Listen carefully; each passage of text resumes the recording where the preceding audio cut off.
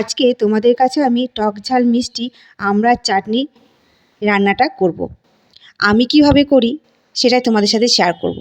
অনেকেই জানো আমড়ার চাটনি কীভাবে করতে হয়, এটা এমন কিছু নতুন নয়, কিন্তু আমি আমার মতো করি সেটাই তোমাদের সাথে শেয়ার করব।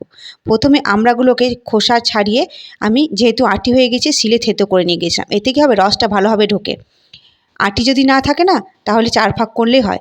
তারপর গোটা সর্ষে তেল দিয়েছিলাম, গোটা সর্ষে শুকনো লঙ্কা ফোড়ন দিয়েছিলাম। আমড়াগুলো একটু নাড়াচাড়া করার পর হলুদ লবণ দিয়ে আবার একটু নেড়েচেড়ে নিয়েছিলাম। ভালোভাবে নেড়েচেড়ে অল্প জল দিয়ে দিয়েছিলাম। জল দিয়ে সামান্য একটু আমড়াগুলোকে সিদ্ধ করে নিয়েছিলাম। তারপর চিনি আর শুকনো লঙ্কা গুঁড়ো দিয়ে দিয়েছিলাম, কাশ্মীরি লঙ্কার গুঁড়ো।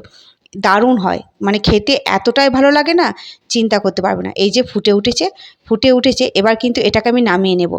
দেখতে কিন্তু দারুণ হয়েছে, যেমন দেখতে হয়েছে সেরকম কিন্তু টেস্টটাও দারুণ হয়েছিল।